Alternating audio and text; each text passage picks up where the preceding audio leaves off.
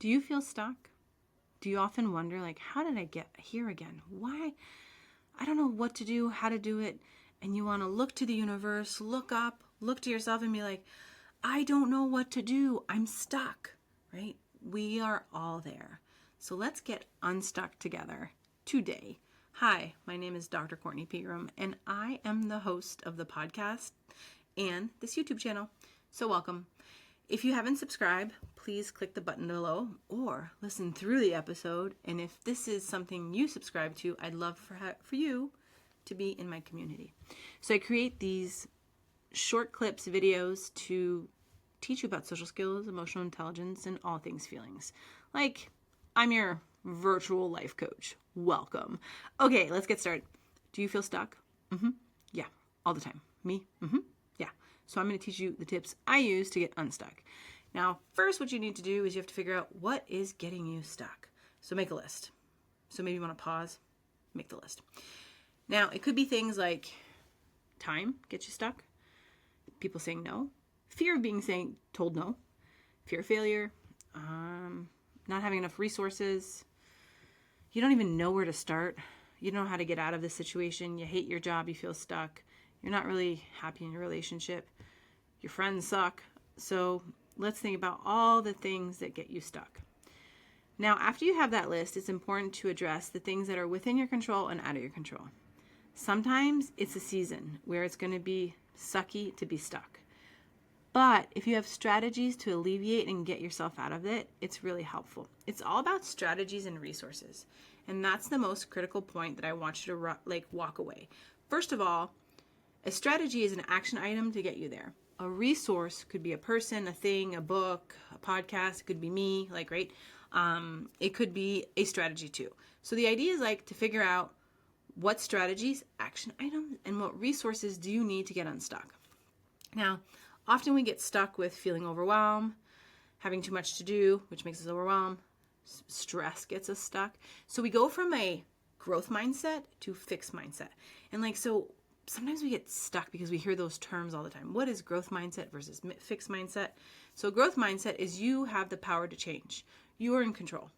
Now, fixed mindset is things happen to you, okay? Through our lives, it's like a roller coaster. It's up and down and over.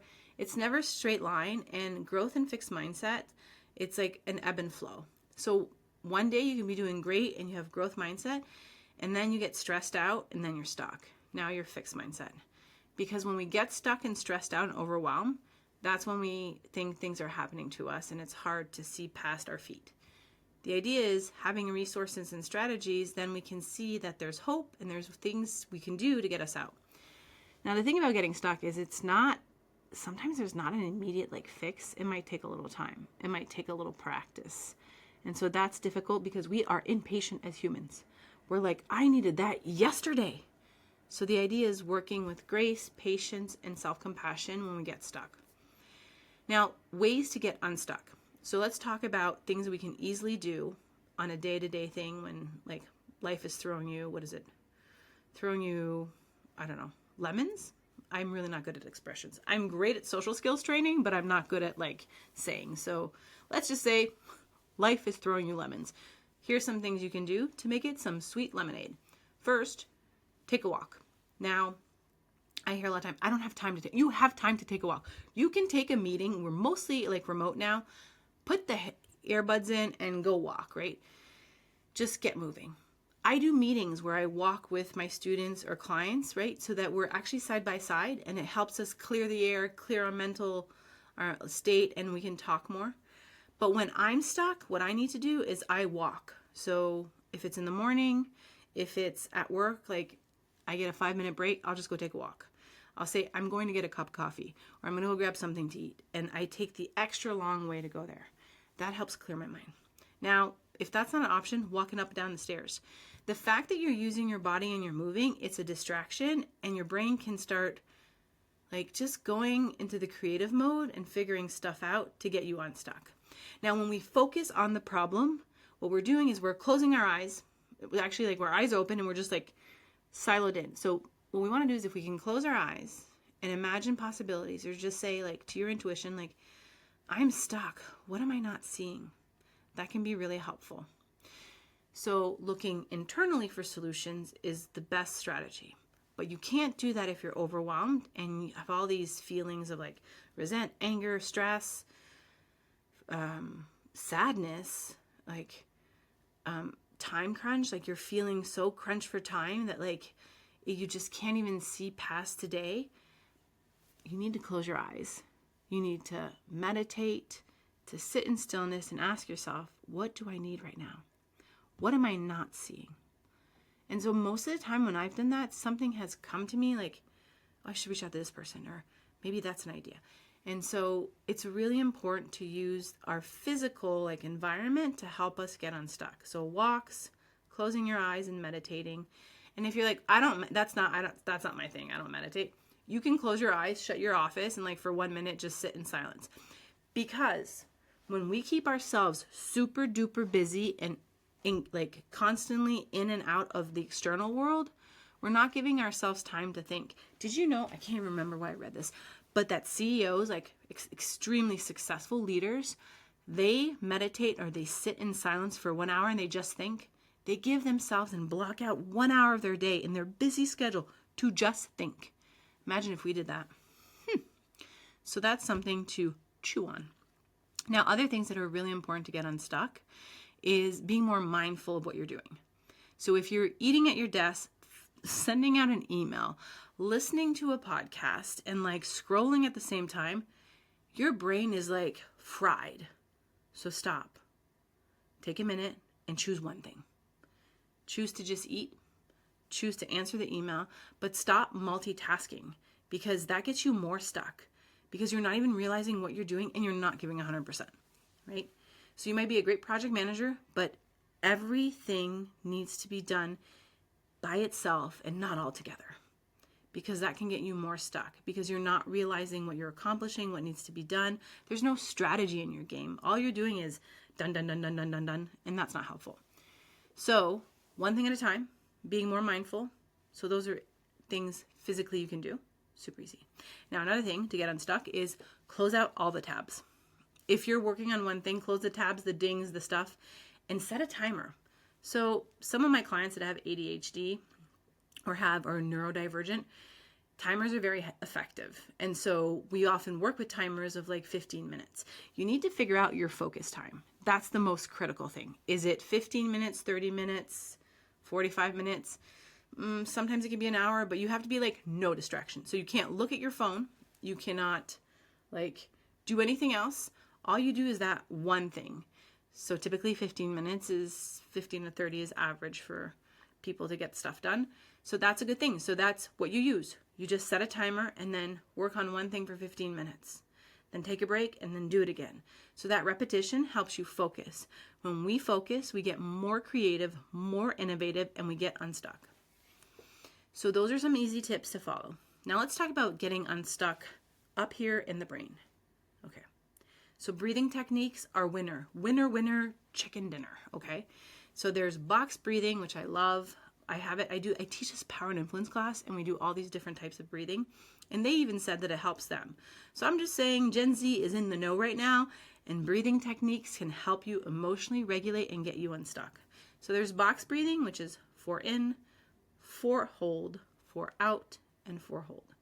There's also nostril breathing, which sounds really weird, but it's supposed to help with like blood pressure and all stress.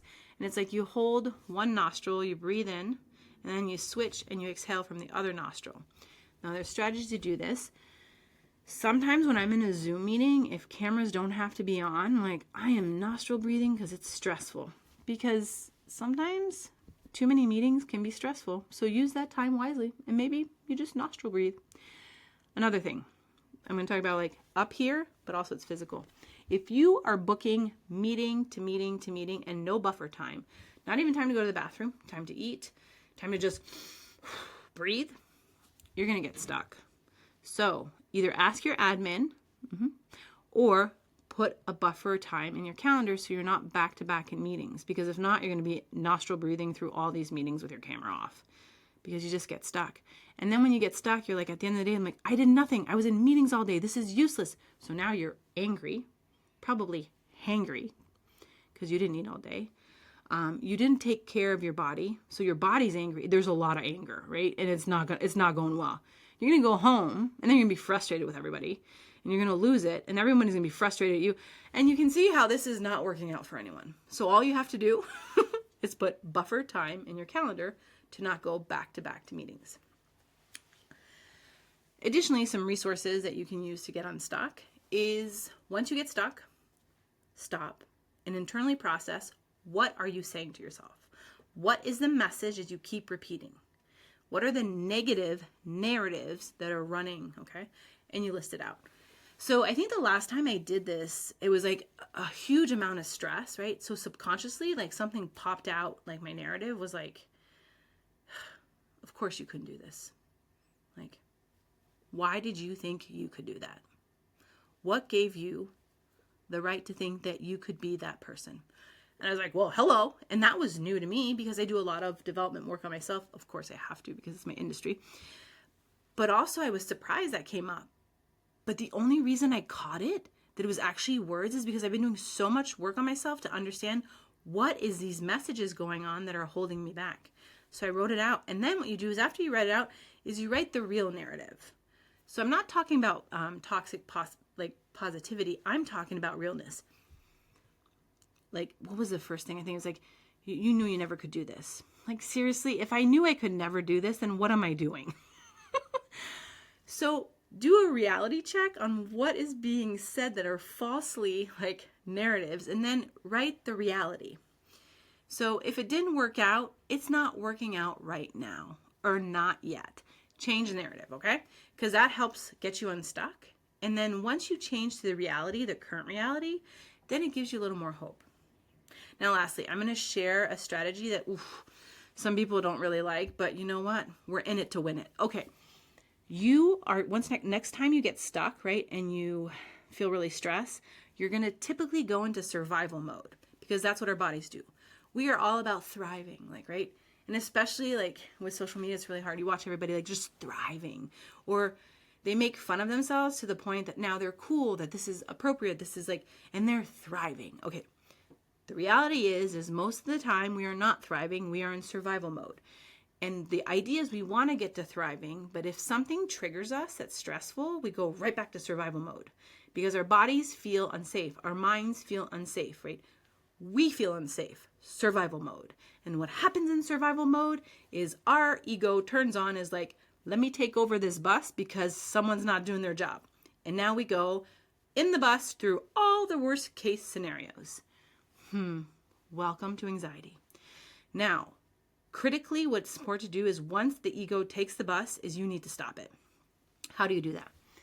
You identify those worst case scenarios. Here's 2 strategies. One is you play them all out from start to finish, and you talk them out loud, not to someone else, just out loud to yourself. Because halfway through, you're going to start laughing because it's absolutely ridiculous. Like the things that you're thinking, once you say it out loud, you're like, oh, really? That's not going to happen. Okay. Number 2 is you identify your worst case scenario and you play the what if game. What if I get the promotion? And then what if when I actually sit in my performance review, I don't even get the promotion. I get a bonus. I get equity in the company, or you play out the what if game and you just share out loud, and then you write it out and you play out all these scenarios of best case scenario. You do not have to do worst case scenario because your brain is so good in survival mode. It's got everything figured out. However, it does not know what to do for best case scenario. So you need to be creative, imagine it, right? Then write it out. You know what that's called? That's visualization from start to finish. The biggest athletes, the biggest leaders, what they do before a meeting is they visualize the best case scenario. They don't go in thinking of everything that can go wrong because you know what? Their brain's already done that. So what they haven't done is the best case scenario. So by playing out the best case scenario, writing out the best case scenario, you are tricking your brain to start seeing the best possible outcome. So you're going from survival mode to thriving mode. You're welcome. Okay. So I shared a bunch of strategies because I wanted to throw them out there and see what sticks with you. How do you get yourself unstuck? So as we close, it's all about understanding those looping thoughts. Okay. What are the feelings that are attached to it? And how are we reacting to that? That is our behavioral triangle. So I want you to take away today is figure out how you're feeling, what you're thinking, and how you're acting. And once you identify that self-awareness, that's the first step of getting to growth mindset. Identify when you're in thriving mode and then when you're in survival mode.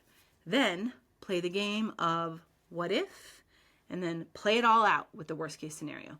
So you have both balances and you can see how crazy the worst case scenario is and how great the what if game is. Always check with your body, make sure you're breathing, do breathing techniques, give yourself breaks. Remember, it doesn't always have to be done in one day, right? So give yourself grace, compassion, and please forgive yourself because we're all trying our best. And you know what? No one knows what they're doing. Absolutely. We don't know what we're doing. We're all here learning together. So if you enjoy what I had to share today, please subscribe. If you need more resources, hey, you want to learn more about me? Like, I'm your virtual coach. Ask me a question. I'm here to answer. And join me on Instagram, TikTok, and on LinkedIn as the Ordinary Professor. That's me. That's what I have to share. So I hope this was helpful. You enjoy your day and go be fabulous.